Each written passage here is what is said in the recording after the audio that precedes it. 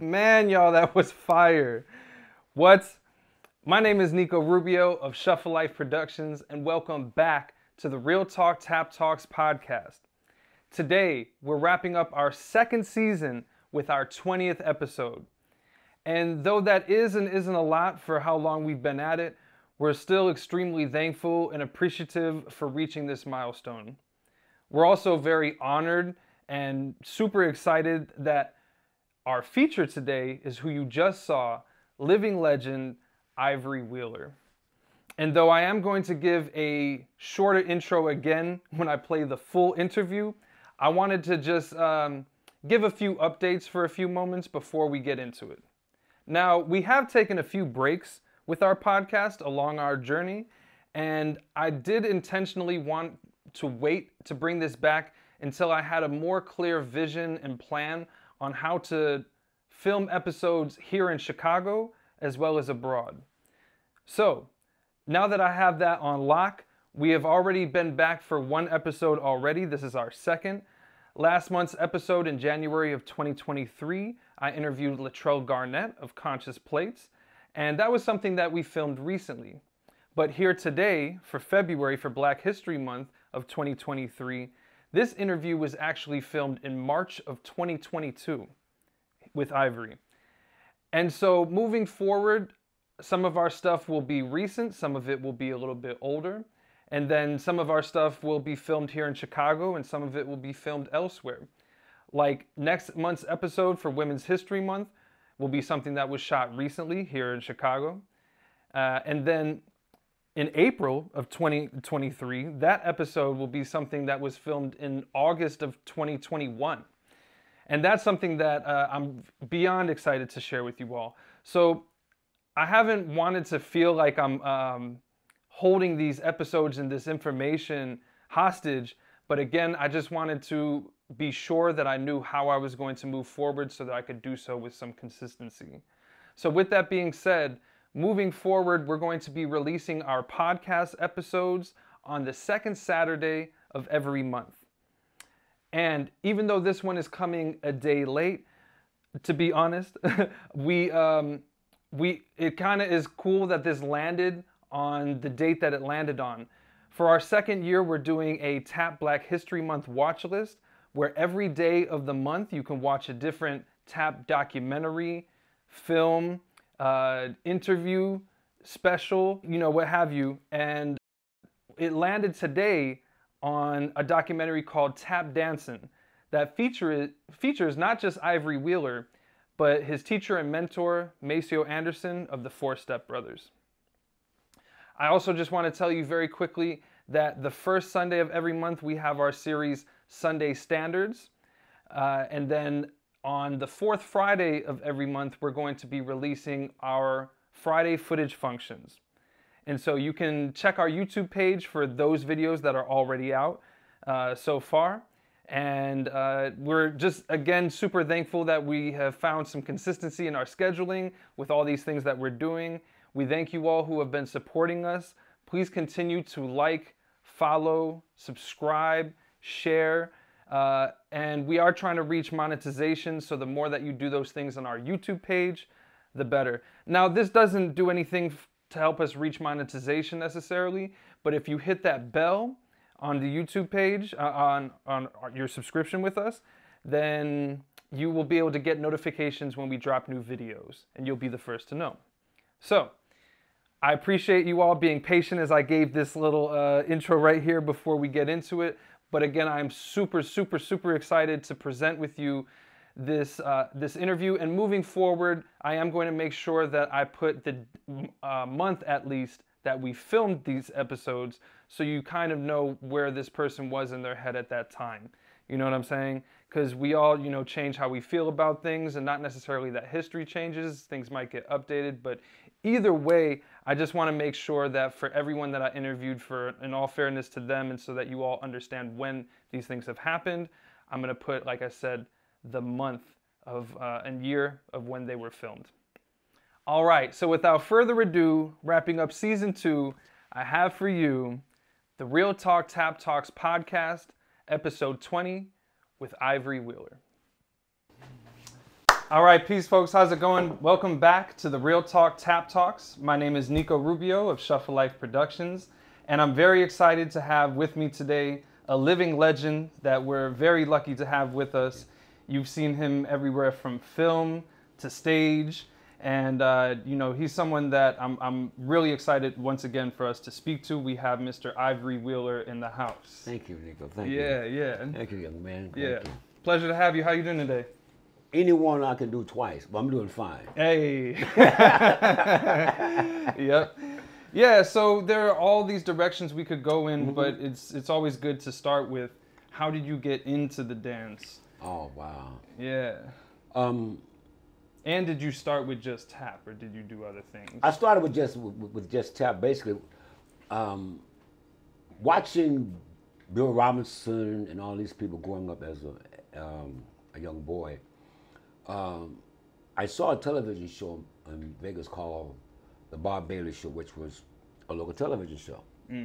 And there was a dance studio in there called the Four Step Brothers Studio of Dance. And the guy's name was Maceo Anderson. So I didn't really know at that time that he was one of the original Four Step Brothers. Yeah. So I watched this young man, he did like a front flip over like 5 or 6 kids, right, into a split. So I told my mom, I said, Mother, this is something that I wanted to do. Because always growing up as a young boy, I always had rhythm. Every time the music was on, even in church, I used to get spankings because I was dancing. I would dance in church. But now, as you can see, everybody's dancing in church. Right. So watching this young man, they still had his address sliding across the screen. And just so happened he only stayed like 4 or 5 blocks away from me. So my mother walked me down there, and going down into the basement of his house. As a matter of fact, the address was 600 West Veronica. And my dancing partner, who became my dancing partner, Terry Kreiner, lived right around the corner from me, from Maceo. So going down the stairs into the basement, Maceo, he had like a 6x5 plywood, piece of plywood on the floor, and everybody was dressed in black tights and leotards on top. And Mr. Anderson, he was teaching everybody. So I got infatuated with watching this man's feet, with him doing wing. Just watching him do that, and the effortless that it took him to do it. And he had a nice sized belly on him and everything, but he was very light on his feet. And he asked me, so you think that you like to do this? I said, yeah, I want to tap dance. I really want to tap dance. So he threw me in the line with all the kids with no shoes on. And the first number that we did was called T for Two. Yeah. With a dance cane and straw hat. And once I got the first part of it, I left, went upstairs, made sure he showed me a pair of shoes. My mom walked me home. And when I got home, I opened up the shoes, tried the shoes on. I was happy and everything. And she said, Ivory, she said, you play piano and you play saxophone. But if you want to learn how to tap dance, you see them shoes I just bought you? I said, yes, ma'am. She said, either you're going to dance or I'm going to put some salt on them shoes and you're going to eat those shoes. Oh. As you can see, I don't like leather too well. But that was my start in the dance. And then from that point on, my dancing partner, Cindy, she was ballet trained. And I met Cindy and Terry. And little did I know that Terry Kreiner, at the age of, Terry was like 9 years old, he was traveling with the Four Step Brothers. He was the last, after they did their whole act and came on stage, and they would call him on stage, and he was doing a little acrobat routine. Yeah.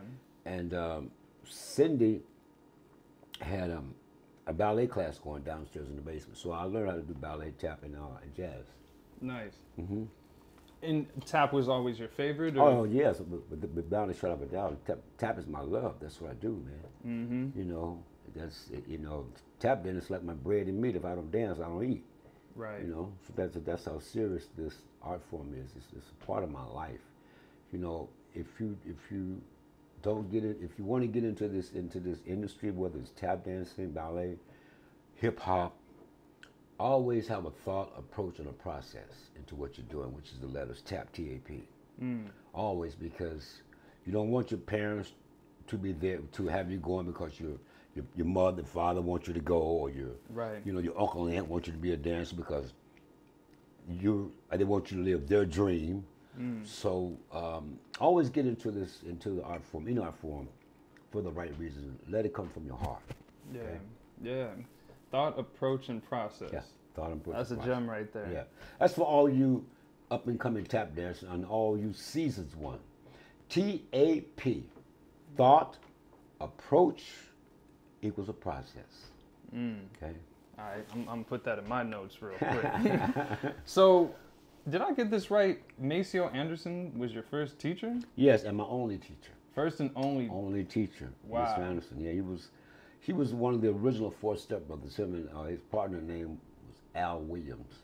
Yeah. And I'm going to give you a brief history on how they started, if you don't mind. Yeah, please. Okay. Al and Maceo did they sold newspapers on the corner. And in order for people to buy the newspaper, they came up with like a little gimmick. They came up with this thing called it's called the beat. They would challenge each other. Right. A gangster from New York, he was walking by, and he saw Maceo and them doing a little challenge dance back and forth. And he asked him, he said, if you get two more guys with you, then I'll put you to work. And that's when Happy and Red joined the Four Step Brothers, because they were first called the 8 Feet of Rhythm. Red, not Rhythm Red. No, not Rhythm Red. Right. Not Rhythm. No, not Rhythm Red. No, not Rhythm Red. And they formed the group. They formed the group, the Four Step Brothers. They were the only group, the first group, tap group, to open up the Radio City Music Hall. Wow. They were one of the first tap acts to do as many motion pictures that they did.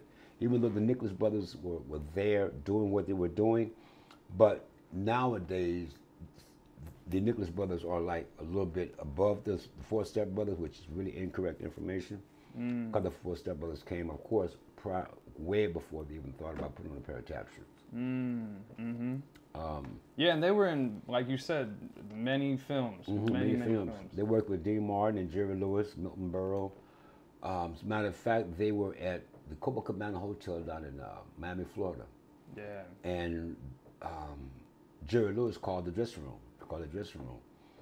And they were in between shows, and he asked Maceo, where they were. So we were in the dressing room eating, and Jerry said, "You're in the dressing room eating. Well, you eating your dinner?" He said, "Yeah, we're eating our dinner. They don't allow us in the restaurant."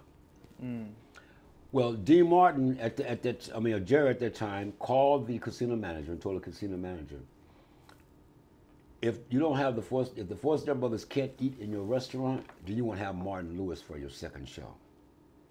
So they were the first group to break the color barrier, to make a way for Salmon to be where he is, to make a way where Gregory is what he is, right? To be on these platforms, television. There was no black tap dancers performing on nobody's television store or in nobody's movie screen but the Step Brothers at first. They were the pioneers of that. They were the first tap act to get a star on the Hollywood Walk of Fame, which is still there to this day in front of the Roosevelt Hotel. Yep. So these men have made pioneer moves in this industry. They have a legacy of 8 generations. Right. From the Four Step Brothers to the Little Steps, Four Step Center Miss. You have the Rhythm Kings. Then you have the Gladney Brothers. You have the Sophisticated Gents. Then you have Toe Jam. And last but not least, you got myself. The third generation. Third generation. I'm the last of the generation of the Step Brothers. Yeah, the last alive, right? Yeah, last live. Yeah. Crazy, and that's a heavy lineage. You're saying 8 generations. Yeah, man. 8. So, if you don't mind, for those who don't know, including myself, I know some, but not all of the names and the people. So, can you break down from the original Four Step Brothers? Sure. Because even Freddie James. Was he one of the original members? He was one of the Four Step Brothers. Yeah. Freddie James. You had Al Williams. Yep. Mr. Anderson. Freddie James. Happy. Then you had the Little Steps, which was Reuben, Barney, Robert, there's one more. Barney, Reuben, Robert, and Thomas Gladney. And with the Four Steps of the Mist, you had Lonnie, Terry Craner, Cindy Notes, Jeffrey Hall, and myself. Yeah. Later on, we got a Oriental tap dancer that became part of the Four Step Brothers family. His name was Andre De La Roche. Andre De La Roche's father and mother played in the movie Mighty Joe Young, which was like King Kong. Right. And his daddy wore the monkey suit. And he was in our group. So that's about, and also we had, later on came Robert Reed, who was Pee Wee, who was Van Porter came along later on. A lot of information that has been given was misdirected information. So for you and for the future reference of this dance, I'd like to correct that. Mr. Robert Reed was a wonderful young man. He came up to Vegas to learn how to dance with Maceo, and he wanted to get in the group. Well, Robert came from a group called the Peace Disturbers. It wasn't tap dance group. They were a flash act. A flash act is a group that does a lot of splits and a lot of flips. Right.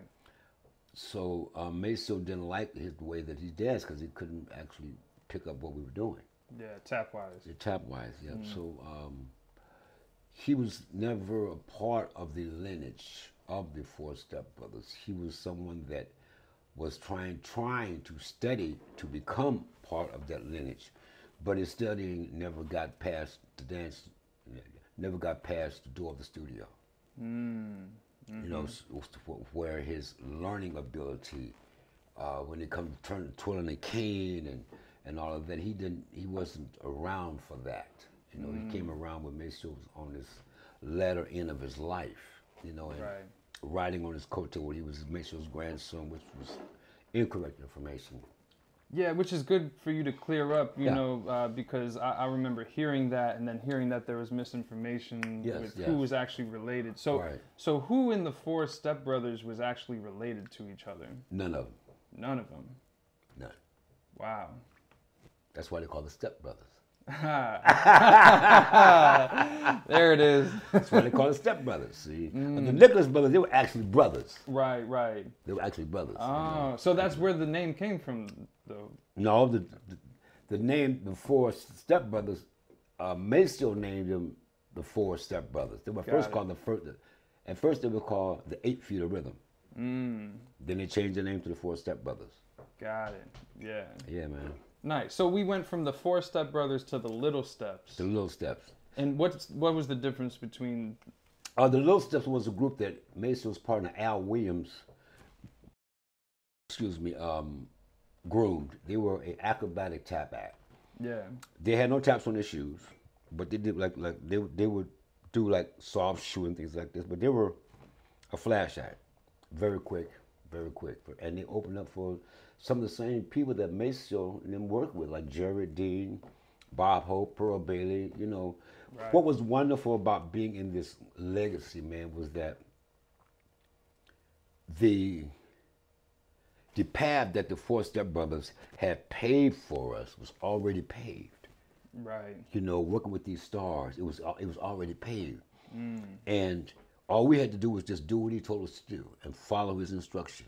Right. And we did that, man, and it opened up so many doors. Even auditioning for Dean Martin, for Jerry Lewis, we didn't send in no resume or no reel. We didn't do that. It was live audition. When the man when he opened up that dressing room door, and he stepped out, we were there in full gear, tuxedos, hat, tails, and cape, full gear. Did the whole opening act right there.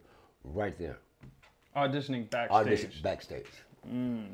That's because nowadays you can send in a reel with an audition piece and you can edit it and do certain things with it. Right. But to have somebody to audition live, you know what you're getting. You don't know what you're getting, man. If somebody sends me in a piece and they're doing wings and over the tops and back flips and all of this. Then when I get to you, tell me, well, I don't do that no more. You know what I mean? So Right. that's what's so special about that. Nice. So I remember reading in different books where I feel like they were saying Freddie James came in, like was in and out of the group, or like, so speaking of misinformation, was everyone, once they were in the group, just in the group, or were some people like in and out? Some people were in and out. Like for instance, Mason was called to the Army service. He was called to the Army. Yeah. So when he left, I think either Freddie James or one of them cats took his place while he was gone. Yeah. No, but they were constantly going in and out. Not so much. Not only they didn't go in and out just because they had another job. They would go in and out because of either personal reason or either Uncle Sam. And back in them days, they were drafting black men like you drink water every day. Right. Crazy. And was it Freddie James who played trumpet? Yeah, correct. And he like played in some clips and like in performances sometimes. Yes, he did. Yes, he did. They one thing about Al and Maceo, they allowed another dancer to do his thing. Yeah. To bring whatever extra he had, whether it was blowing a trumpet, whether it was singing, they were allowed to do that within their act. Right. You know. Yeah, there was a particular energy with the Four Step Brothers. Like watching some of those clips, like Yeah. they were going in. Yeah, And, man. And where you see some folks when they get in a film or something, it's very particular what they're doing, and not that what they were doing wasn't, but like you said, they gave everyone their moment to shine. Yeah, People were soloing. From your experience working with them, was it a high energy thing? Yeah, man. Yeah. Yeah. It's high, man. It was, and to this day, I still get high when Right. When you hear this rhythm, this is the trademark of the Four Step Brothers, Yeah. and we ready to dance. That's what I got. That's what I grew up with, man. That's the energy, man. It's just like doing off the track. Hey, yeah, It's the same energy, man. Right. It's the same energy. Yeah. Today now, it's very few kids dance with that energy. Right. Yeah. They dance for themselves. They don't perform. There's a difference in performing and a difference in dance. It's like this cup Yeah. and this wall behind me. There's a difference. Yeah. Some people can dance, some people can perform. But to find someone that can do both, that's a God-given talent. That's something you can't teach. Yeah. You can't teach nobody how to sell. Right. How to sell us. Maceo taught us how to sell by doing it himself over and over, like over the tops, wings, just a simple time step. How to sell just a simple time step. Right. You know, one of my opening steps in my solo was one of Maceo's time steps, and the first time I learned it, he said, "No, it's not right. You got to be fast." I'm talking over and over and over and over and over and over. For many days, many hours, man, I spent with Mr. Anderson. Man, I slept at the studio on the floor. Wow. Yep. I didn't graduate from high school because at the time I felt that high school had nothing to offer me. I wasn't making no money.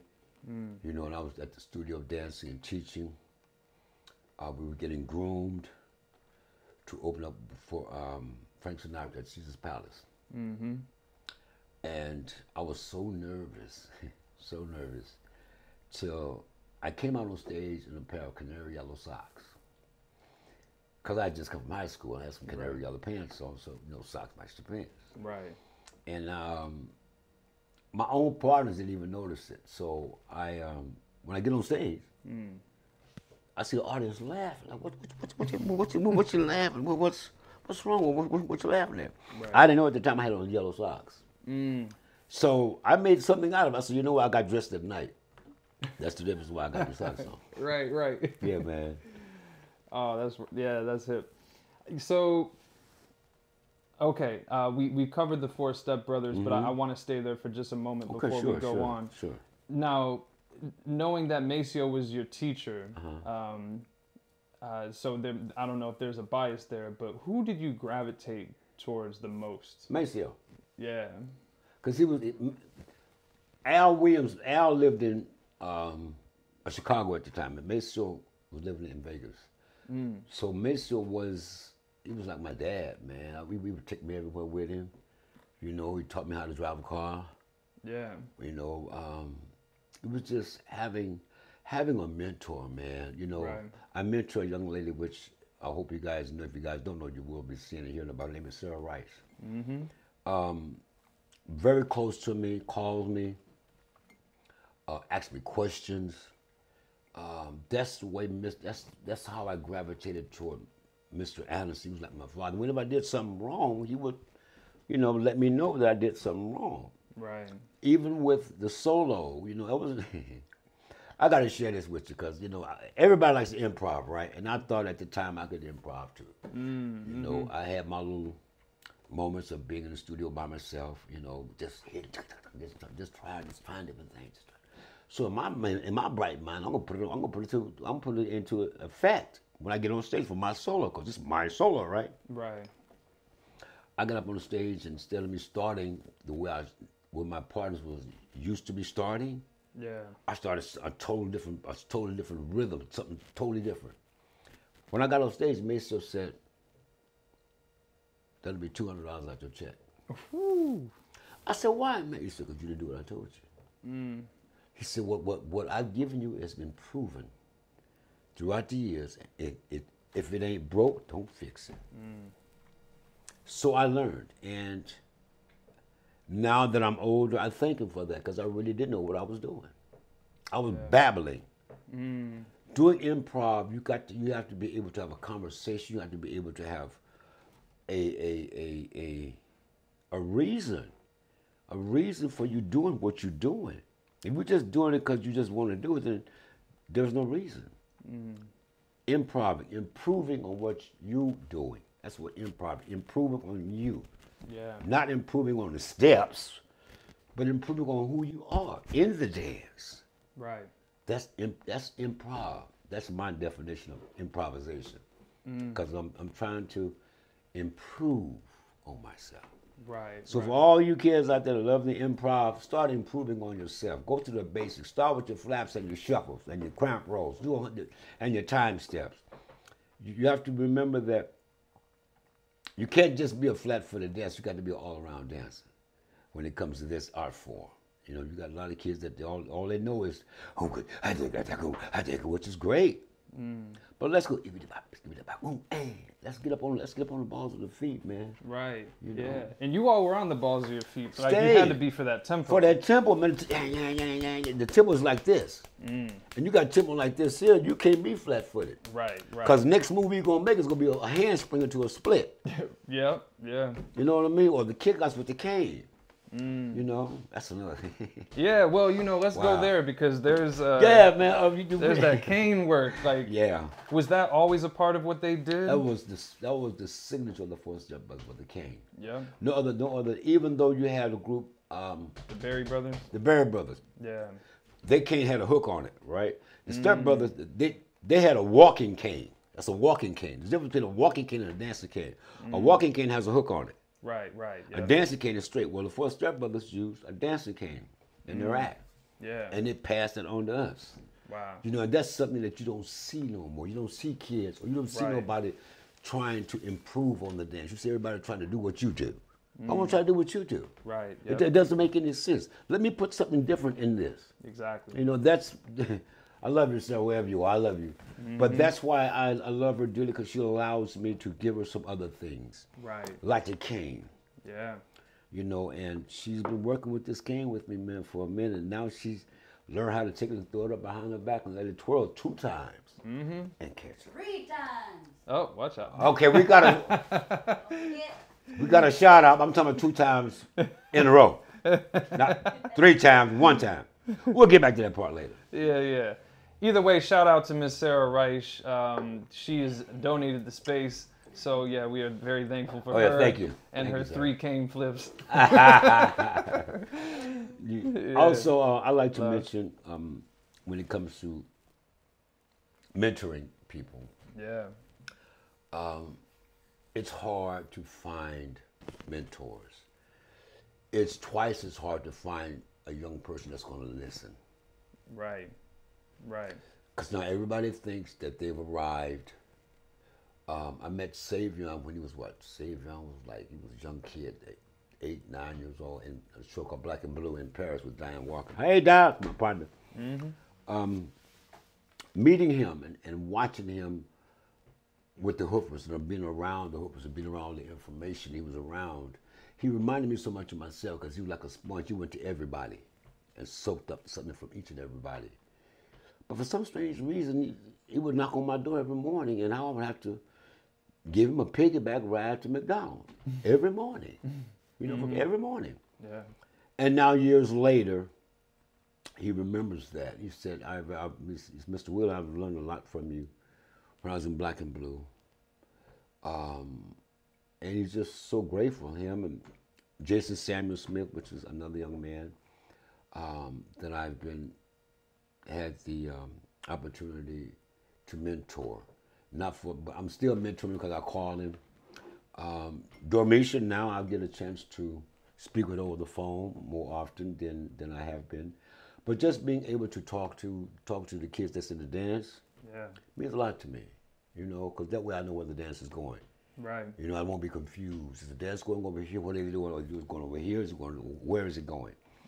But to all the kids that are out, or the adults that are here watching this, call your dance teacher, call your instructor, check on them, see how they're doing, ask them what they need. What do you know? Because if it wasn't for that person, you wouldn't be where you are now. Right. You know, I'm so grateful for Maceo, man. He just about to cry. No. He gave me something more than just dance. He gave me a way to live. He made a way for me to be able to buy my parents their first house at the age of 17 years old and pay cash for it. That's what he did for me. He gave me an opportunity, man, to meet some of the greatest entertainers that are no longer here, from Pearl Bailey to Ella Fitzgerald, Joe Williams, Tom Basie before he passed away. Yeah. But he made that for me, man. He gave me that opportunity. I didn't have to take it, but he gave it to me, man. You know, my first days of learning how to teach, Mr. Anderson would leave the studio, and he would tell me who was coming. But before that, he would say, "Ivory, I want you to take over my class." So I didn't know what I was. The only thing I know was I was to follow his directions, and I did that. And knowing all the technique, all the training that I had got from the 4-step, but the lady came to Vegas, and she wanted some private classes, and of course she wanted Maceo to teach her. So Maceo, he was teaching her. Then Maceo called me into the room, and I got to working with her too. Yeah. And she asked Mr. Anderson. She said, "Mr. Anderson, okay, if I send for Ivory and fly him out to Phoenix, because I have a dance company called the Phoenix Dance Theater, and she wanted me to come out and teach, right? Right. No problem. So I go out there. This is funny.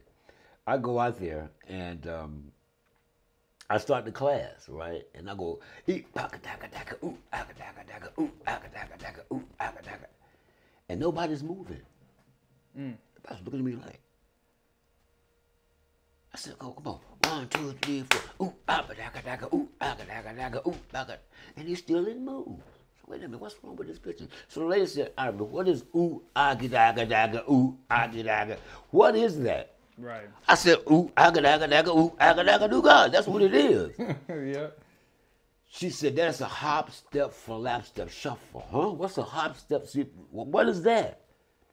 That's the terminology that they were used to hearing and associating with. Right. I adapted. So after I left there, when I got back to Vegas, I went through Mason's albums, and he had some old Al Gilbert records. And I would listen to them Al Gilbert records. I would look at the back of it and see what it says: flap, step, shuffle, ball change, maxi flow, and I would memorize that. Then I would go back into the studio and I would start doing the steps. And I said, "Oh, that's a shuffle. Oh, that's a triple. Oh, that's a third. Oh." So I learned how to teach a way that has been what's the word I want to use? I learned how to teach in a form that everybody can understand. You know, everybody can understand. But when you dance, when you learn from the masters, they don't say flap, step, shuffle. They say ooga. They give you the rhythm, and when you speak that rhythm, it comes from within. Yeah. If you speak it, you can do it. Right. If you talk it, you can do it. You know, you can't write a pocket on paper. Yeah. You can write hop, step, flap, step, shuffle, hop, step, flap. You can write it on paper all day long. But where's the pocket? Right. You can't write that. You can't write the pocket down. Ooh, you can't write that down. Yeah. That has to be felt from here. Right. It has to be felt from your heart, man. But that was my experience of thinking I was all that and teaching all that. But I wound up being humbled because I didn't know the terminology. Now I teach you how to hear it, see it, talk it, clap it, count it. Because everybody doesn't learn. Everybody learns differently. Exactly. Yeah. Everybody. So you got to be able to be an instructor to where you can really tune in on your students or tune in on your craft. Right. If you know that you can go ooh ba ba da ba, but you can go hop, step, flap, step, shuffle. I'm gonna tell you hop, step, flap, step, shuffle. Hop. I'm gonna put an emphasis on where the emphasis is supposed to be at. Right. Right. And that's something that I feel a lot of instructors that quote unquote got these master degrees and teaching tap in these universities and different things like that. They don't have what it takes with this dance. The dance is being watered down. Kids are doing time steps with stomps in them. I've never seen Bill Robinson do no time step with no stomp yet. You know what I mean? Why do they call it time step? To keep time. You know? It's just so much, man, that I've learned throughout my years of life in this dance that I'll never forget, man. I'll never forget, man. And being at 67, almost 7 years old, I still can hear Mason go talk about pick your feet up with the cane. If you didn't pick your feet up, he'd throw the ankles. So I've still got that in me, man. I still got that in me. Right. You know, I still got it in me, man. And it's something that will never go, man. You know? Yeah. Trying to, that was a point in my life I wanted to formulate a dance group. As a matter of fact, I did. I acquired two partners, Benny Clore, who's no longer here, and Van Porter. Benny Clore and I did a show called Dance Fever. We came in first place in Vegas. No, this was out here in L.A. Then I met Van Williams. At the time, Van was he was cleaning carpets, but he came out to Mason School and he wanted to learn some, he wanted to learn some how to dance. And I saw him. As a matter of fact, I was teaching him, and I said, well, just something about this young man that I think I want to, maybe try to work with, right? Just to make some money, because at the time I wasn't doing dance contests.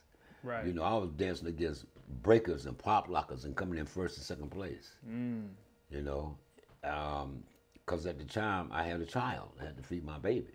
Right. So I would do dance contests around Vegas.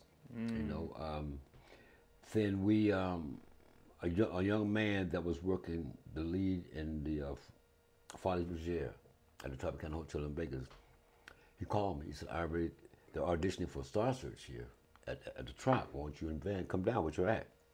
We was both was in the middle of cleaning this woman's carpet. We finished the carpet, and then we got our outfits on and went up there to the hotel and and we did the act. Then I staged and choreographed the act. We got a call and we did Star Search. You know, our first, the first time we did it with the dress rehearsal at the studio, they were supposed to cue the music at a certain time. When I did a toe stand, the music was supposed to be cued. Right. Well, the toe stand came and went before he could even push the button. So me and Van finished because that's how I train. I make sure trainers, if the music stops, you still know your act. Right, right. You still keep it going. You still know your act. Well, when that happened, I told Sam Riddle, who was a producer of Star Search at that time, I said, Sam, I think that we got something here. He said, what do you mean? I said, let us do it from now on without any music. And that's what we did. We did Star Search in 86, 87. Went all the way to the finals. We came to the semifinals and was against the dance couple here out of LA. And they were bad, man. They were bad. So I had come up with this old lady routine. I was just like an old lady. This started in Vegas because Dancing Against Pop Lockers, these cats, they had magic shit going on, so I had to come up with something. Right. So I came up with an old lady. Back at that time, Geraldine was popular with the Flip Wilson show. Oh yeah. So I had the old lady outfit with the boobs and the pantyhose, and I had a pair of men's boxers, white with red lips on them, and high heel shoes and stuff in the mind because old folks always did this nut. So I had all that. And when I saw these dancers dancing prior to us doing a rehearsal, I said, Van, I gotta break out the old lady, man. He said, yeah, Feet, break out the old lady. Man, that night, I was preset. I was in the audience. I told myself, I want to come from the audience to the stage. They didn't know, Van didn't know how I was going to get up there. He never knew how I was going to get up there because I never told him. But I already saw what I wanted to do prior to me getting there, prior to it getting done. Right. I got on the stage. Now, Van came out on roller skates. Wonderful, walking skate his butt off. Came out doing his flips and twirl in the air, and he looked down at the audience and said, hey, baby, is that you? And I do like this here. And I got the moving. Hey, I got the going. Now, then he put me on stage, and I had a bag. I went in the bag. Opened up the bag, I pulled out, I had a pacifier, threw the pacifier on my shoulder. I pulled out a diaper, threw it on my shoulder. But the last thing I pulled out was a bottle of liquor. You take the bottle of liquor and unscrewed it, you know, and take a drink, and she came alive. Ed McMahon said, we were standing there with the two other dancers for the announcement of who's going to go into the finals, right? He said, you know what, Ira? So he said, you know, you dressed up like an old lady to make yourself look real foolish, but you're in the finals. See, that was the first time anybody had ever done cross-dressing on national television. And I was one of the first. I was the second. Flip Wilson was the first doing Geraldine. But that was stuff that as far as a black tap dancer had to do. Yeah. Sometimes we had to come up with a little bit extra. You know, just because of what society, quote unquote, would deem necessary, would deem approved. Right. That you can go to this next level. You know, that's more topics I want to talk about. I'm waiting on you to ask me the question. Oh yeah. No, you got it. Because I can keep rolling. You know, I can keep rolling. Yeah. Well, I mean, there's plenty of places we could go from where you've gone, but one of the things I did want to ask is about the different competitions that you've done. So dance competition? Yeah. I feel like I've heard that you had a reputation of winning a lot of competitions. Yes. And so you mentioned this one with Van. Yeah. So I guess my question about just those in general would also entail, like, were they just you or you with other people? Okay, I danced quite a while for a long time by myself. Yeah. Like I said again, I danced with Benny Clory. Benny was fresh out the Army. and we did Dance Fever, and we won that. But wait, I got to rewind this tape. Back real quick. When the 4 Steps in the Mist, our first talent contest in Vegas, it was for Catholic Charities, and also St. Jude's benefit for kids at the Convention Center Hotel, right?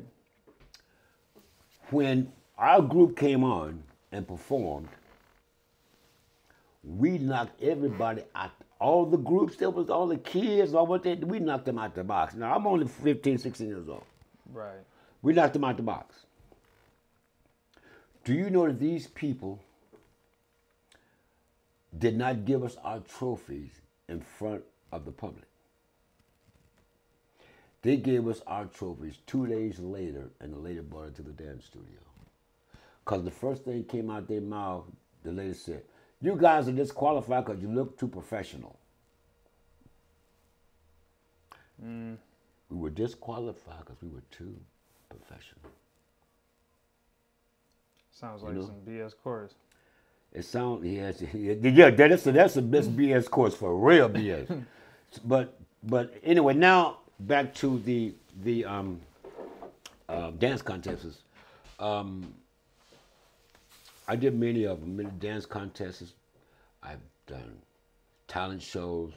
That's where I first learned about improv, and how to have an audience and to introduce yourself and how to control a band, how to work with a mic, how to feel out the audience, not just for myself, but for them.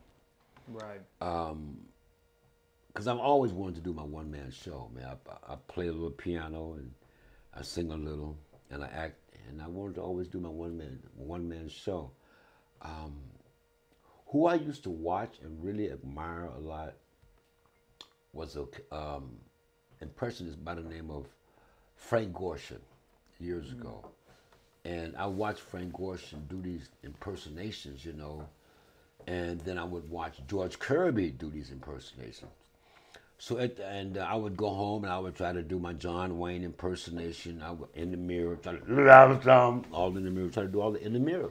Right. Trying to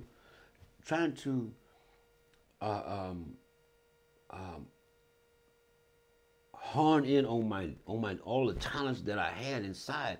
I didn't really realize I can do voice impersonations. I didn't really realize I can do comedy until I started doing it, Right. and it came natural. It wasn't forced. I remember the first time I heard Louis Armstrong's voice. I would play it over, and I began to do it just like that. You know what I mean? I began to do it. Because it became natural to me. And for all you that are listening, if you have other gifts, whether it's piano playing, drumming, singing, whatever it is, include it into your dance. Include it into your dance. That's what's going to make you different than anybody else. I can hire tap dancers a dime a dozen, but how many entertainers I can hire? Not too many, man. Yeah. Not too many kids entertain. They just dance. Right. Because the public want to be entertained. They came to see you dance, but they want to see that you got intelligence, that you can talk. Pick up the mic and talk. Pick up the mic. Right. You got to dance for 15, 20 minutes. Pick up the mic and talk and tell some jokes. Right. Yeah. That'll cut your time down. All the dancing that you did was 6 minutes worth of dancing. In the whole 15-minute slot. But that just comes from experience and doing things over and over and over and trying things, trying my one-man act at a talent show, trying at a dance competition, And at the time, I was dancing to what we call quote-unquote hip-hop music. Back then, it was R&B, it was funk. Dancing to the Gap Band, Kool and the Gang, James Brown. That was the music I was tapping to. Nice. When I was around Mesa, of course. Wow. Yeah, man. Nice. So there's this thing that you have as a performer that, before I ever saw you, Lady Di Walker talked about, where just like people had to watch you when you performed. Now, would you be able to explain, was that something that you worked on? Was that something that came natural to you? I can't tell you, man. Yeah. I really don't know. It's just your essence. It was just God's, it's His presence. I don't know. Yeah. I don't know. Only thing I know is I love what I do. Yeah. I love this dance, man. I love people and I love performing. I love creating. I love coming up with ideas. I love that. That's what I do. I thought my niche was tennis because I was trained by Pancho Gonzalez and also Arthur Ashe back in the day at Caesar's Palace. So they were grooming me to become one of the second black tennis players, but that wasn't my thing. I could do it, but that wasn't what I wanted to do. Wow. You know, the dancing, tap dancing was what I wanted to do, man. Not just tap dancing, I would say, let me back that up, entertaining. I want to be an entertainer. You know, because I used to entertain myself in the mirror. Yeah. I can do my whole act in the mirror. Mm-hmm. You know, I come up with my opening number and this and that, and how I come up with all of that by working with a man by the name of Donald O'Connor. Terry Kreiner worked with Donald O'Connor when he was until like 12 years old then. But Donald O'Connor, may he rest in peace, gave me so much knowledge. Wow. This man, when we first worked with him, he would ask us our names. He would go down, you know, ask Cindy her name. Of course, he said Cindy knows. And he asked Terry, he said Terry Kreiner. And he asked me, what's your name? I said, Ivory. He said, Ivory what? I said, O'Connor. So I thought, and it was just on the spur of the moment. Right. And when we got off, I said, I'm so sorry, Mr. He said, no, let's keep it in. That's good, kid. He said, you got a quick will about you. He said, he said, keep it in. Nice. And I didn't know that from there would land me an acting job in Lucy Moves CNBC with Donald O'Connor, Gene Kelly, and Gary Coleman. Wow. Just from that little bit alone. Yeah. Just watching, just remembering where it all started from with that Ivory O'Connor. Yeah, right. Got me a job. Yeah, made him laugh. Yeah, man. Nice. So I want to go back to you speaking on the cane dancing. Mm-hmm. Was anything of that difficult by being as tall as you are, or easier? Does that make a difference with cane? It doesn't make a difference with a cane. It doesn't make a difference. All depends on how you use it. Yeah. How you use that stick and how you let the stick flow with your body.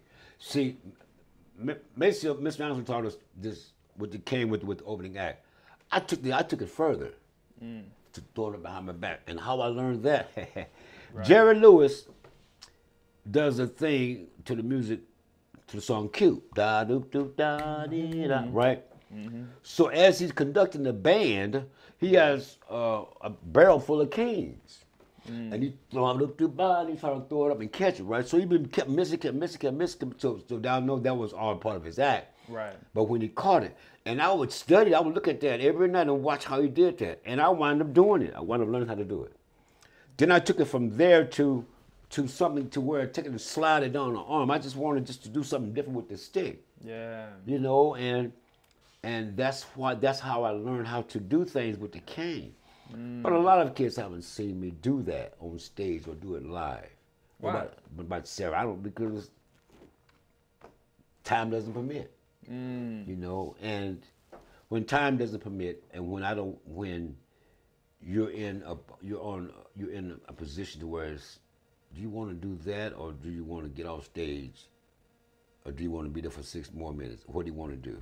Right. So I had to adjust to each situation. The only time I really got a chance to use a cane live performance was in dance contests. Oh, yeah. You know, I could take it. I got this from Jerry Lewis. May he rest in peace. Yes, I stole your stuff. So he would take it. He would take the cane and throw it on the floor, and he would turn up and he would catch it, right? Yeah. I saw Louis Belson. I saw Buddy, the drummer, Buddy Rich do the same thing. Yeah. Buddy Rich took some sticks. So we was working with him. He took some sticks. He was backstage, you know, practice, took a stick, and he hit the stick, pow, and went up and caught it, pow. I said, he did with a pair of drumsticks. Right. With the same thing as the cane. Always adding something different. Right. Always trying to improve on yourself. Right. Yeah. You know, that then I didn't have to do a bunch of dancing. Now, oh, I got the cane I can do too. Right. Oh, it means I ain't got a bunch of, I ain't got to, the feet ain't got to work like that no more. You know, Right. as hard. So I was able to bring something else to the table. Nice. Go ahead. Yeah. I mean, I'm loving all of where we're going. I've never done cane work myself, but I love. I got you. Yeah. I got you. Oh yeah. Hang I'll around get some Sarah of long enough, it'll rub off. right. Yep. Yeah. Yeah. So Excuse me. let's see. I want to ask you about films that you've been in, but more specifically, the Cotton Club. So. Okay. I'm asking about the Cotton Club just in general for what your experience was like, but also because there are a bunch of clips a bunch of dance numbers that didn't make it. That's true. Yeah. And one of our numbers was one of them.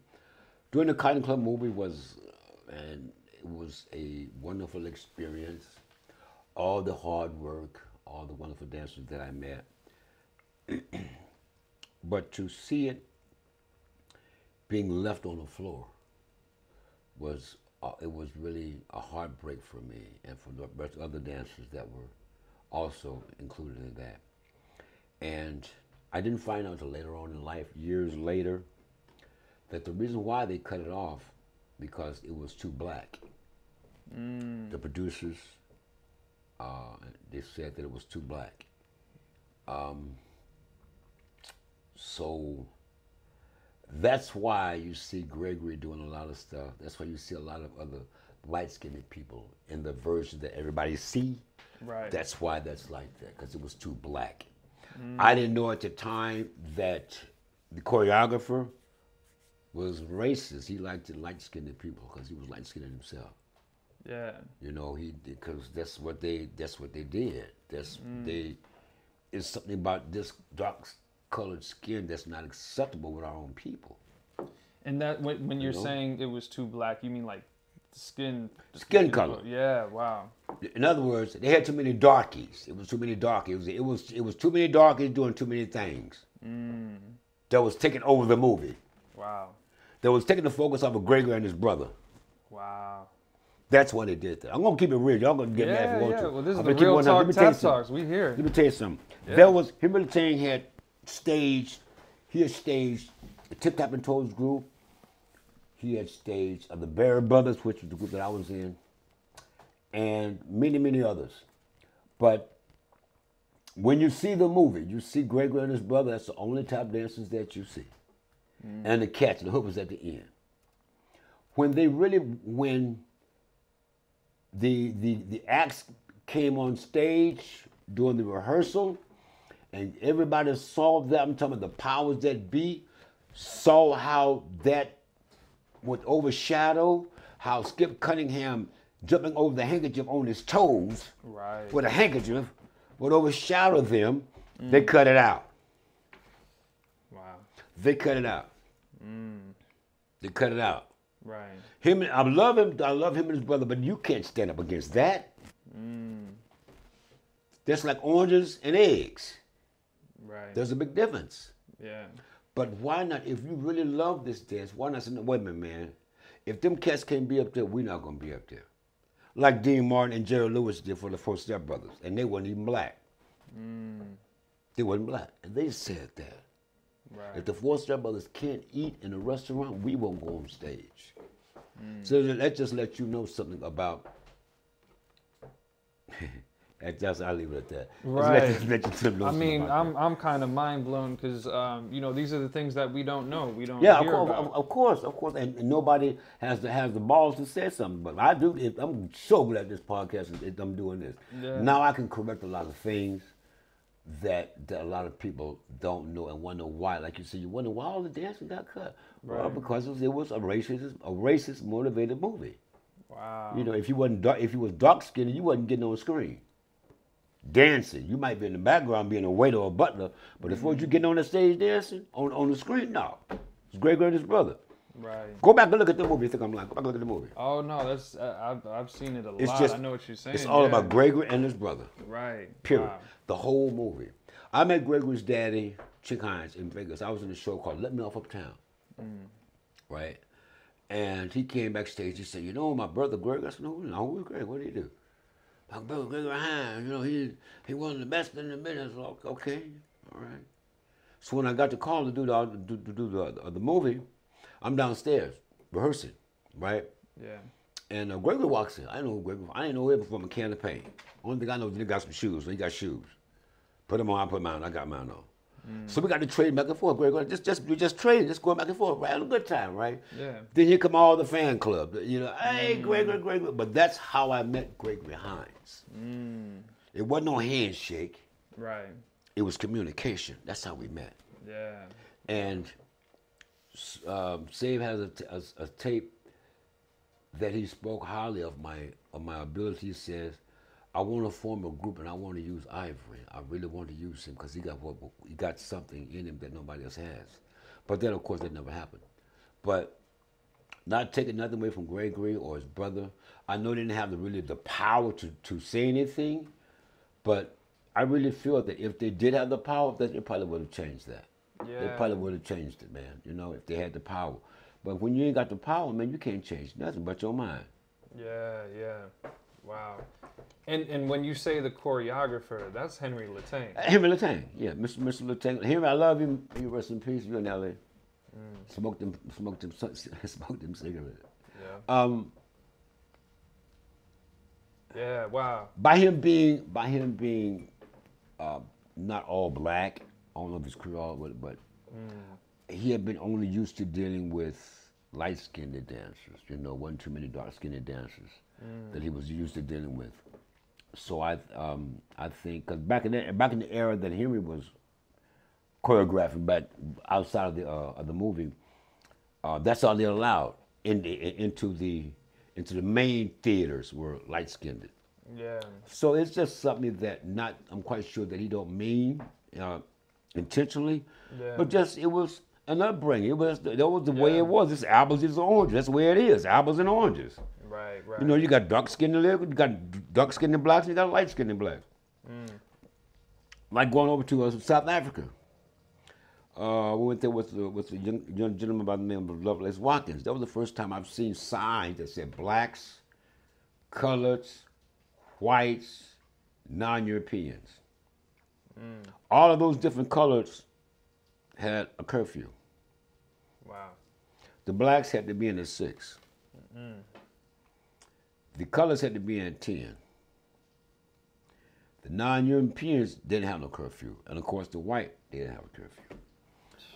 Standing on the corner, I'll never forget this, standing on the corner in Johannesburg, South Africa, in front of the Landros Hotel, a white lady came and she was standing at the bus stop, right? Yeah. So, you know, we raised, let the elders go first, right? Me and Terry were sitting there, so we opened, the bus driver opened up the door and we let the lady go in, right? You know, the bus driver took off. I'm hot. Me and Terry, we're confused. And across the street was some Africans. They said, buddy man, this is not your bus stop. You come over here.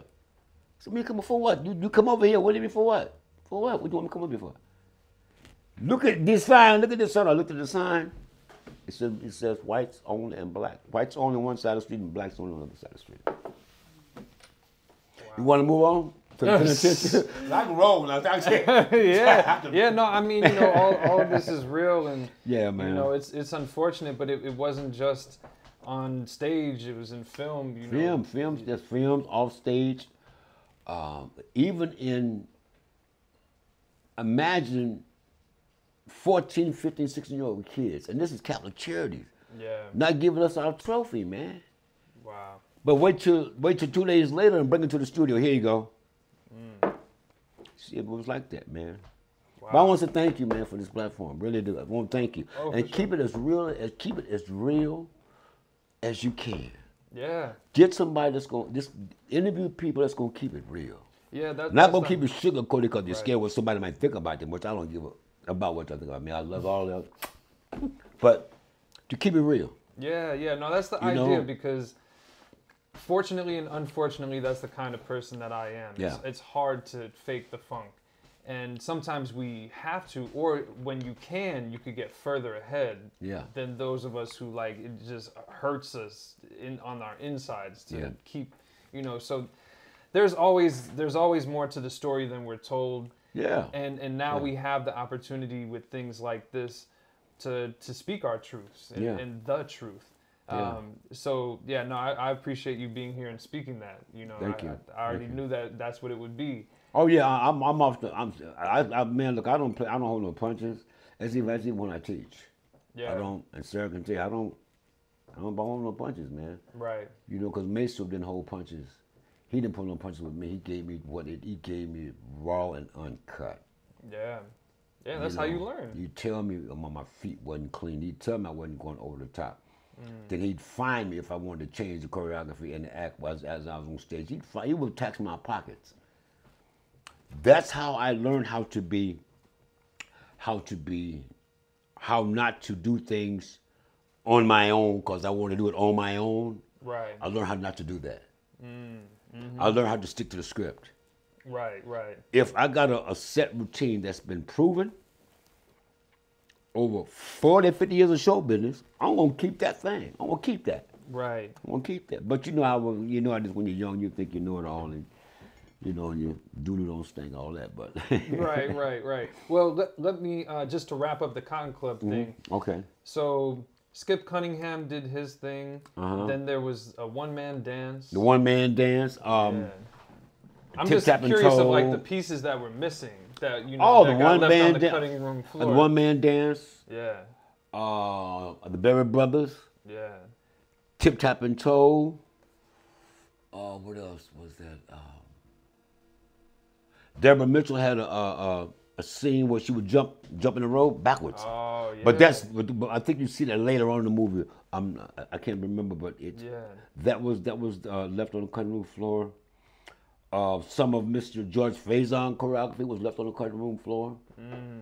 So a lot of, because there was a number that George had choreographed, and he was using dark skinned dancers in it, and it was cut. Wow. Yeah. And your piece was the Berry Brothers piece. Yes, we called the Yeah. Berry Brothers. Yeah, we called the Berry Brothers. Wow. I had a cane.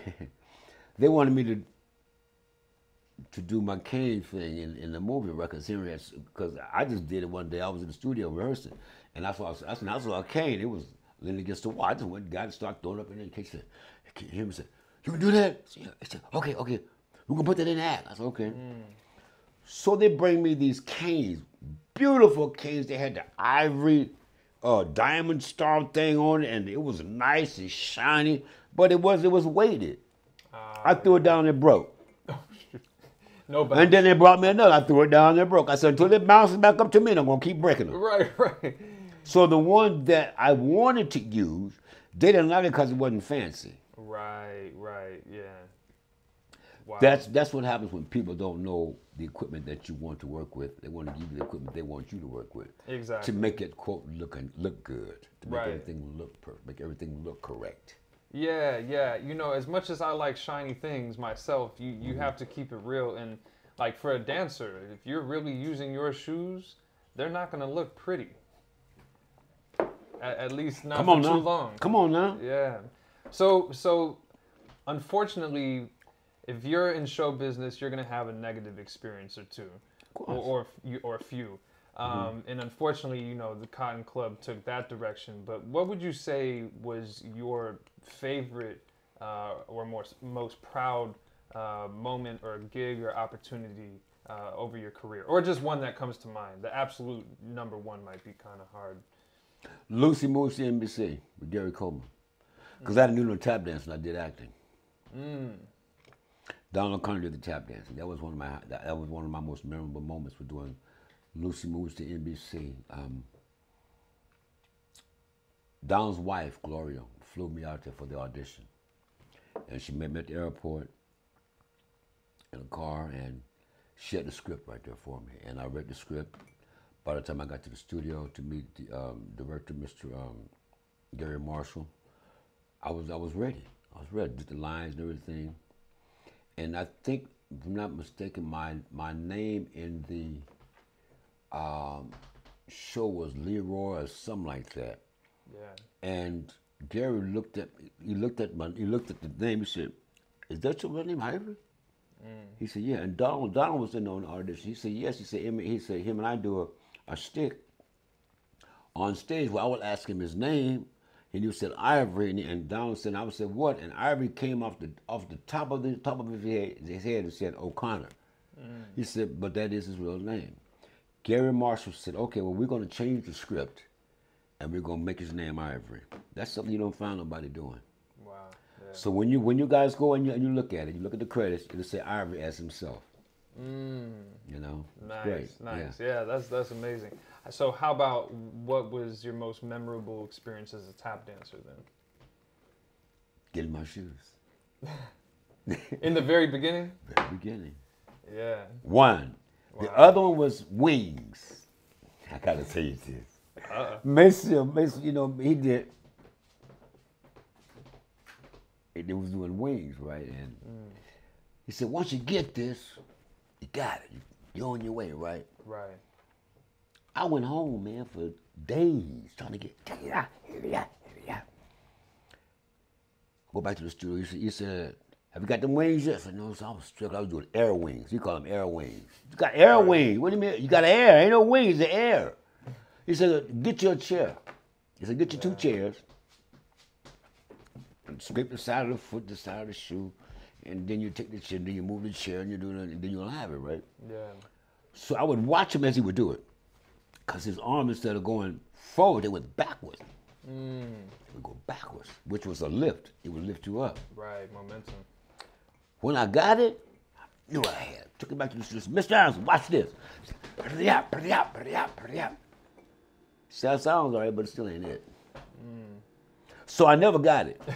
I never got it. Still trying to get it, Maceo. Yeah. Wow. Wow. Wings, yes, man. Yeah. So I also am curious now that you're mentioning wings, like of particular things that might have been difficult. I've seen you do, I believe they're called mule kicks. Yeah.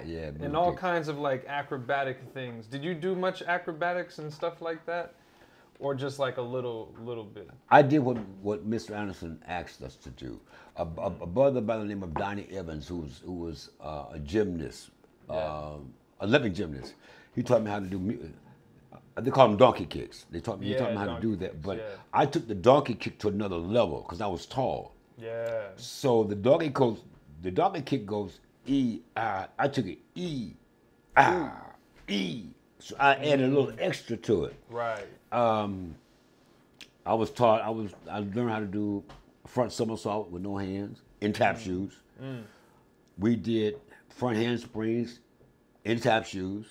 Oh, you're a dangerous man. We did everything with no rubber on the bottom of the shoes, mind you. Right. No grip. Maceo taught us, when you came into the studio, you put your shoes on. Right. We did rolls on the floor in our tap shoes. We did handsprings till you fell and got up in our tap shoes. He taught us how to do acrobatic tricks in our tap shoes. Now, mind you, my partner Terry, prior to me meeting him, he was working with the Step Brothers. Now, this cat was spinning on his head and doing flips in tap shoes. Prince Spencer, when you see Prince do that flip, and he did it's his tap shoes. Right. There's no rubber on the bottom of the shoes. For all you dancers out there, take the rubber off the bottom of your shoes.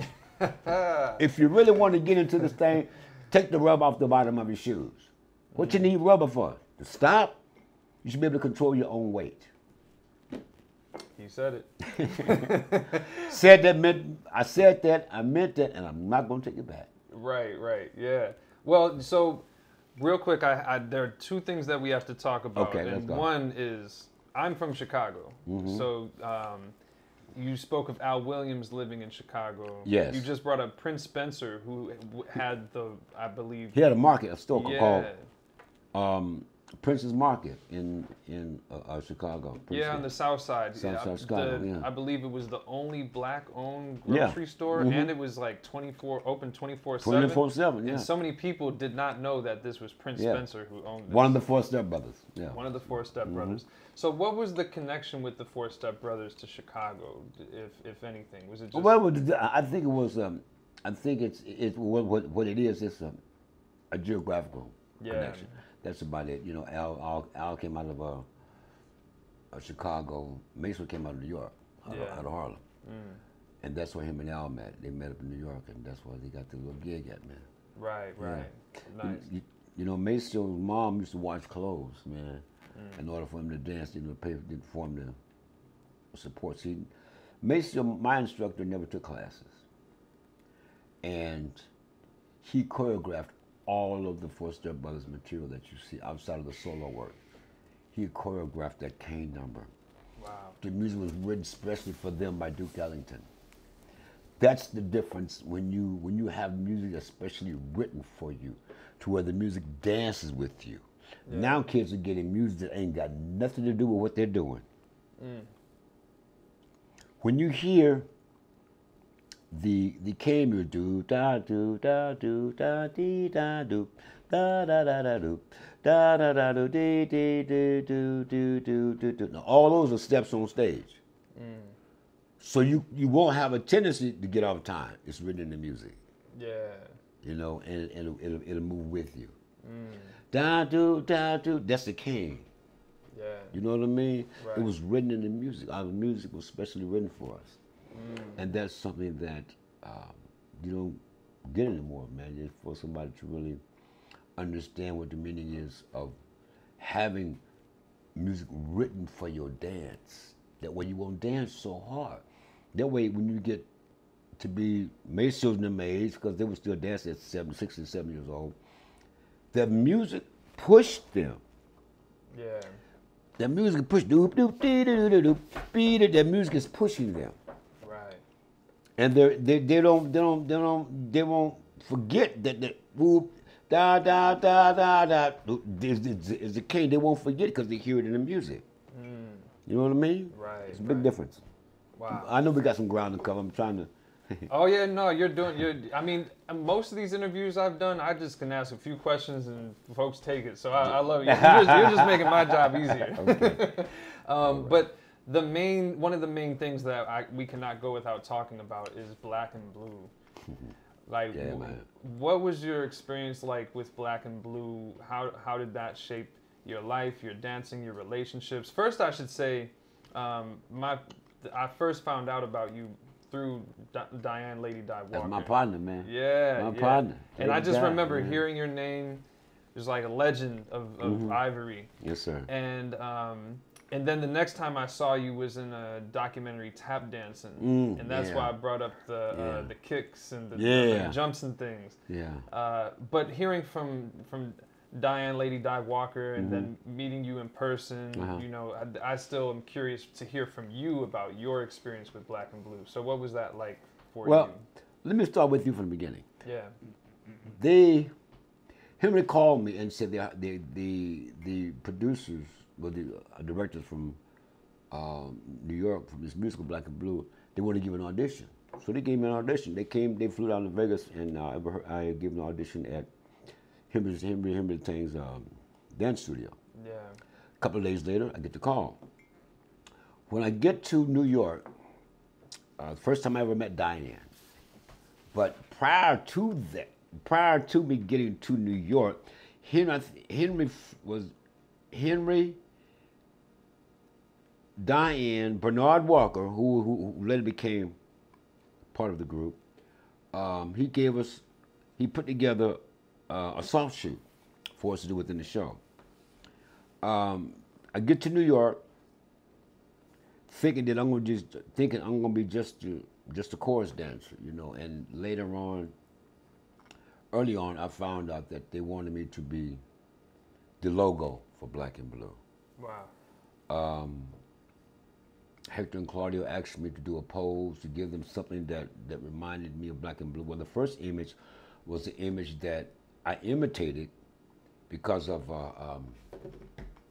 I later wrote a book, and I'm just finding out this information from Diane, and on the front of the book was that image, so that's where Hector and Claudia got that image for the Paris show. Right. I was in Vogue magazine when I was in Paris, and Vanity Fair. When we get to New York, Hector said, "Ivory, we need a logo. We need something for Black and Blue. We need you to do something for Black and Blue. So he kept moving his shoulders and arms like this. So I came up with something that you see that became the logo Yeah. of Black and Blue. I became the logo for Black and Blue. Wow. But not having the proper representation, not knowing anything about the business of it, I could have still be getting money. But it wasn't about that to me. It was about I had the opportunity, man, to to be a logo, to be the logo. But everybody, you're a star. What's a star? A star is something that's in the sky. Yeah. You know, if I had the mindset to think that I was a celebrity and I was a star in Black and Blue, I would say yes. But Black and Blue to me was a wonderful experience. I got a chance, man, to meet some men that worked with my mentor, Lon Chaney and Buster Brown and Jimmy Slides, man, George Hillman at the age of 80 years old, man, this cat still tap dancing. Working with Bernard Manners, may he rest in peace, had some of the most cleanest feet in the world. Crisp. He did a tap turn in Black and Blue in a number called After You're Gone with Linda Hopkins. I love you, Linda. Yeah. It's my baby. Watching him do this tap turn, and I was his understudy, right? I'm so used to watching him to when it came for me to step into his shoes, Yeah. the performance, he only was off, he just took one night off, right? Man, that was the most scariest moment of my entire life. Because I had to do everything backwards, because we was shadowing him. Right. So I had to do everything backwards. And Bernard would turn and do everything toward the audience. Now I'm really confused. Right. But I made it through. But I got through it. Meeting Sandra Reeves Phillips, Jimmy Preacher Robinson, Buster Brown, meeting all these people, Lola, Kelly Williams, and the girls, Kyle Hersey and Tanya Gibson and Rashamella, Debbie Mitchell, meeting these women, man, and just, everybody was cooking greens and neck bones, and we were in Paris, man, we eating at the Orleans Hotel, man. Black and Blue was one of the most memorable moments of my life, man. It was just, I could never repay that moment for being asked to be a part of the Hoofers line, man. You know what an honor that was for me? For them to come over and say to be a part of the Hoofers line? I can only imagine. I could not find one. Because when it came to my solo, I was having difficulty with it. And Slide said, I see you having some difficulties, young man, with that solo. He said, you a stepbrother? I said, yeah. He said, well, just do it like the stepbrother. Hope, hope. And once I got that in my mind, I was gone. I came off the track, man. Right. I came off the track and performed. I started dancing. There was something different that I never did. I couldn't put the two together. Yeah. But thank you, Jimmy, for helping me put it together, man. Man, shout out to Jimmy Slide. Yeah, I mean, man. Hearing Ted Lewis Levy's story, he had a similar story of trying to figure out, how to get over that hurdle of the track. And Slide would just, whisper something in your ear. Yeah, man. Yeah. He told me one day, I was walking back with him to the train to Grand Central Station. And I said, Jimmy, give me a step. He said, a step? What's a step? I said, give me. You are the step, brother. You are the step, brother. You know what I mean? Not realizing what I saw was, and what I felt, I didn't even have to ask this man for that. He respected my dancing enough to let me know, no, you got that. Yeah. You got to own it. Yeah. For years, I never could actually put it together, man, and they gave me the Living Legend Award, a Living Legend Award at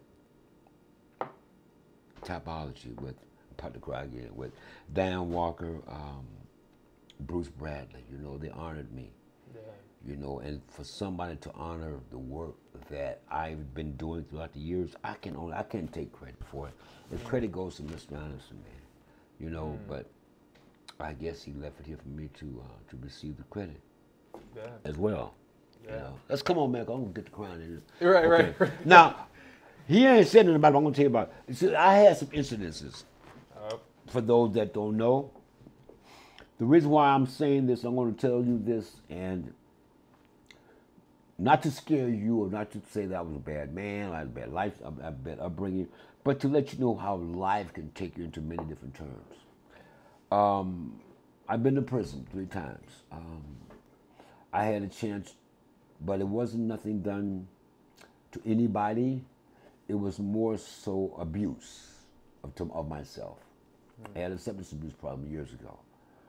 But even when I went to penitentiary, I was in a movie called Undisputed, which was filmed at the High Desert Prison with Wesley Snipes and Ving Rhames. Ving Rhames at the time was getting ready to do a movie on Sugar Ray Robinson's life. Sugar Ray Robinson had a tap dancer in his corner. Yeah.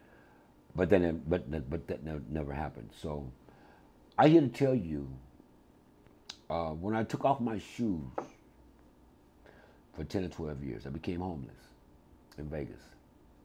Ate out of garbage cans and all of that. Not by force, by choice, you know. Abuse, substances. And when I got out of prison with my tap shoes, I was standing up under a bridge in Vegas, Low Street Road in Cheyenne. I stayed up under a bridge.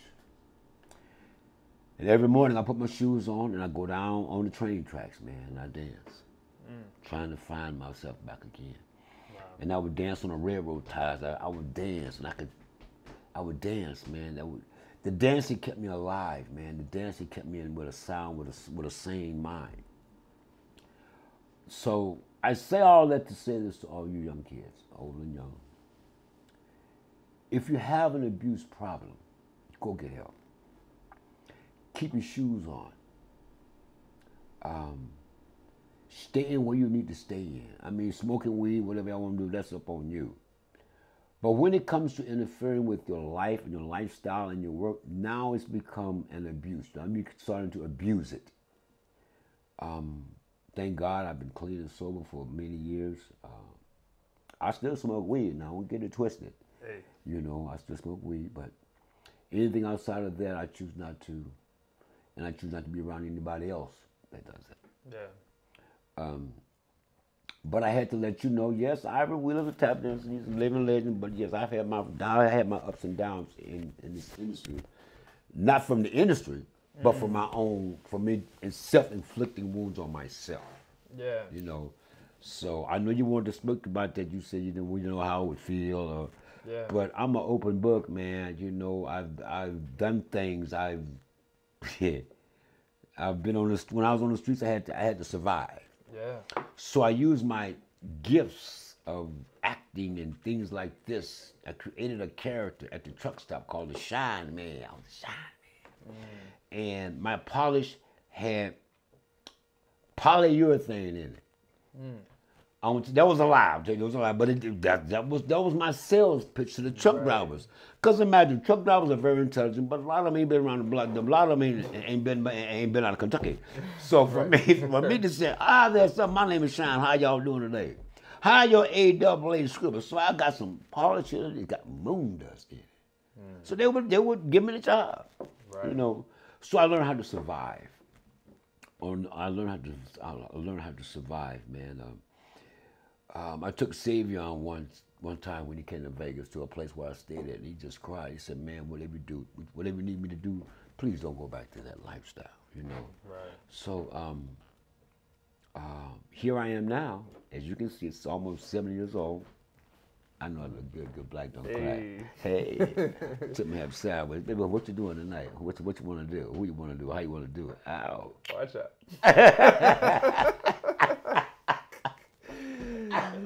I know that's right. Well, anything else you want to know? I mean, I done gave you my whole history. Yeah. Well, I mean, respect, for sharing that. And And we were talking, before this, and you were sharing that you lived the real Max Washington life. Yeah, man, I really lived that life. I was in prison, man. You don't have tap shoes in the penitentiary. All that stuff about him breaking with the board, that's some bullshit. So you want to edit that, you can. But it's not real. If a man has a pair of tap shoes in prison or any incarcerated area, it's considered a weapon. Right. The way I got my tap shoes was when Vin Raines bought them for me at High Desert State Prison, and he gave them to me. I couldn't keep them on my possession, so the LT would lock them up in his office, and whenever I wanted to get them, he would give them to me from his office. Right. So all that about him with the tap shoes on in the jail cell, that's not true. Right. It's not true.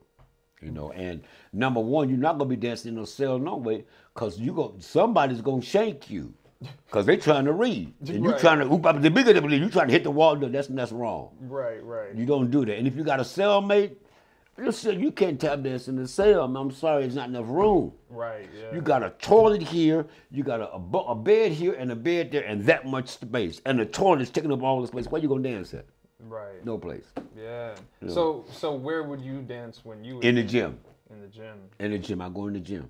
And what was that like? Concrete. Wow. As a matter of fact, I had been away from society. This youngster came in with his boombox. He was playing Kim. I said, "Who's that?" I just got the grooving. Right. Oh yeah, I got the grooving. So that became one of my favorite songs. Favorite artists to dance to. But Kim. Oh. Kim. Okay. K-E-M. Oh. But, right. But before that, I got the shoes on my first two beds. I wound up in fire camp fighting fires. I was a swamper. The swamper is the cat that cooks everybody, right? Yeah. So we would have what they call NDF boots. NDF boots are fireproof. Yeah. So that was my tap shoes, NDF boots. Construction state boots was my tap shoes. Wow. So to dig a little deeper, were you dancing for expression, for exercise, for survival? Like, what was your inspiration to dance? Life.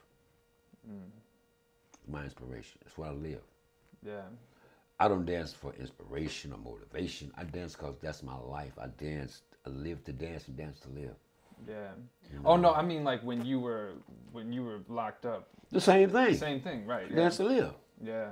Because I knew that I wasn't a gangbanger. Right. I wasn't a dope slang. I didn't want to stab. I wasn't a homosexual. I'm a tap dancer, and that's what I did. And everybody in the prison knew me as the tap dancer. Wow. And they looked at me like, "What you doing back here? Did you kill somebody? Did you rob somebody?" They didn't know. Right. Because I didn't hang in that circle. Yeah. They looked for me for hope. For one that got out the neighborhood. Yeah. So that's how, even being locked up, even being homeless, I didn't dance for no expression. I danced because it's my life. I was losing life, man. Yeah. By not dancing, man. I was in somewhere else. I was somewhere else that I mentally didn't like to be. Right. Yeah. Anything else?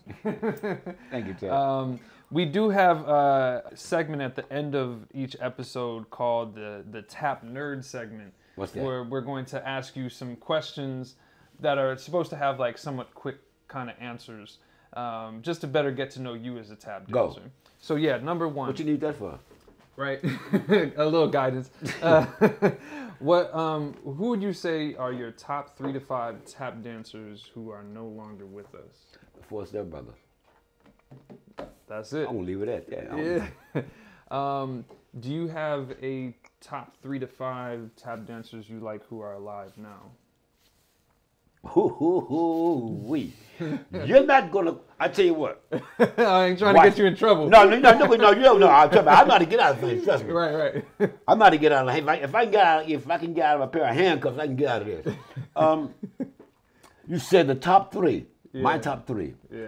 I would put it to you like this. There's more than just top 3. Because I can't rate nobody. I don't put nobody above nobody. You know what I mean? Now, I'll tell you this.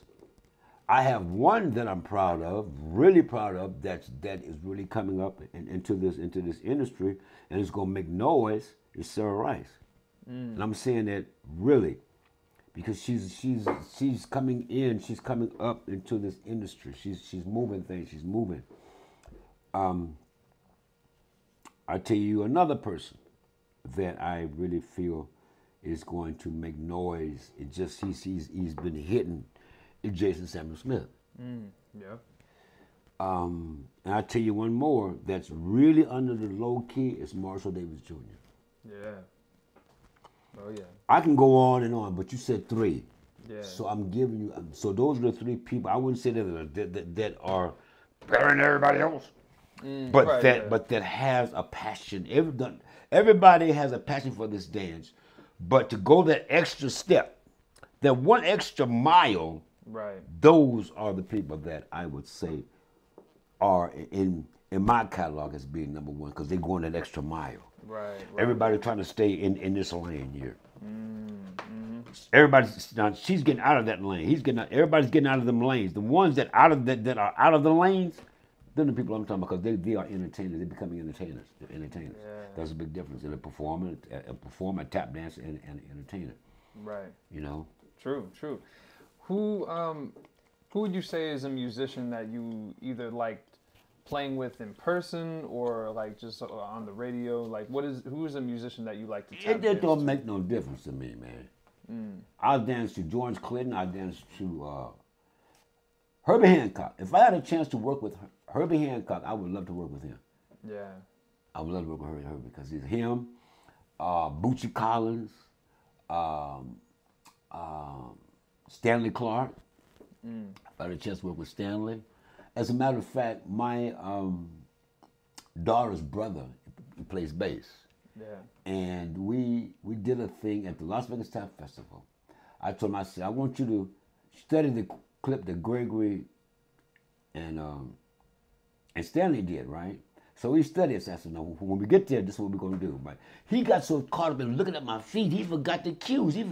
I said, man, don't watch my feet, man. It's already laid there for you. Already laid there for you. Do it.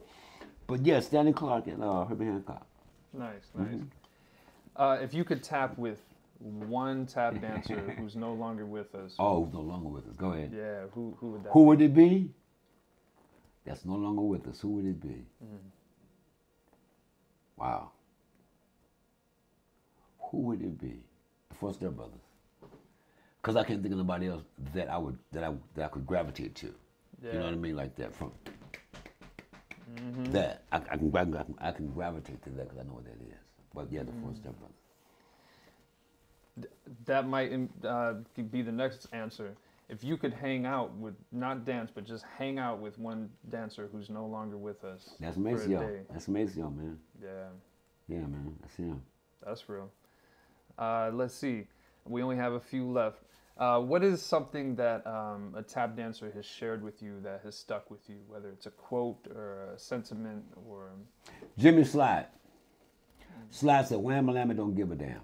He told me this in Black and Blue, backstage in a dressing room. No, to say back, excuse me, no, you're right, Jimmy, let me correct myself. We were on stage and the curtain was about to go up. And he said, looked at me and said, Wham-a-lamma don't give a damn. Huh? Oh, yeah, you know what I mean? Then the curtain came up. And I didn't really understand what he said, what he was talking about. But as I continued to watch him and continue to develop my own niche in the hookers line, I understood what he said. Yeah. Just go do what you do, man. Don't care what they think about it. Don't care how you feel about it. Just do what you do, Ivory. Do what you do. And I started doing a toast. I never done a toast down across the stage, man. I was coming up with things, all kind of things that was right. But yeah, Jimmy Slides, man. Wham-a-lamma don't give a damn. Wow. Yeah. Nice. Okay, so last question. What would you like for people to remember you for or remember about you, whether as a tap dancer, a person in general, or both? I kept it on one. That's So it. all you can remember, I kept it on one, man, about me. Nothing else. I kept it on the one, and I love people. You know, I love this dance. I love people that love this dance. Because when you love the dance, you're going to love somebody else that's in this dance. All you young dancers that think you've arrived and you got it all together, go back to the woodshed.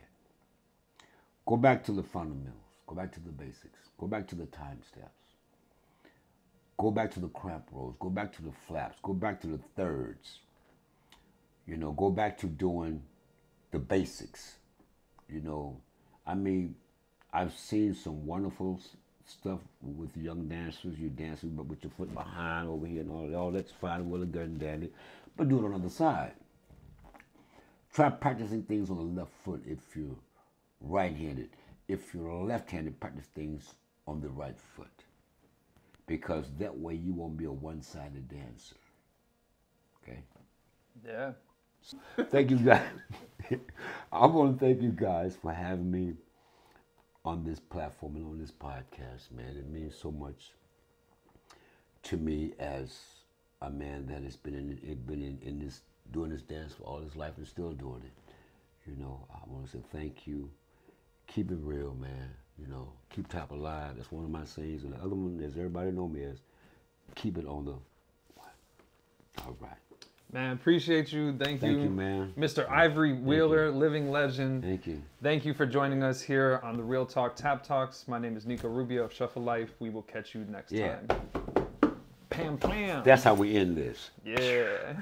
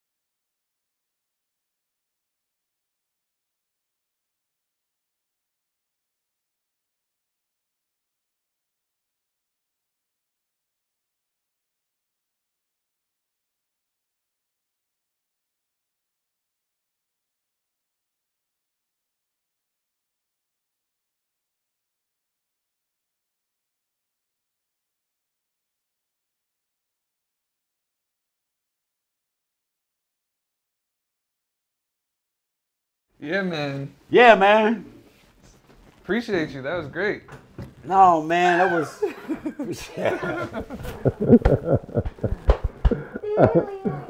What's here? What's here? The little bitty. Come here. That was good, Ivy. That was good.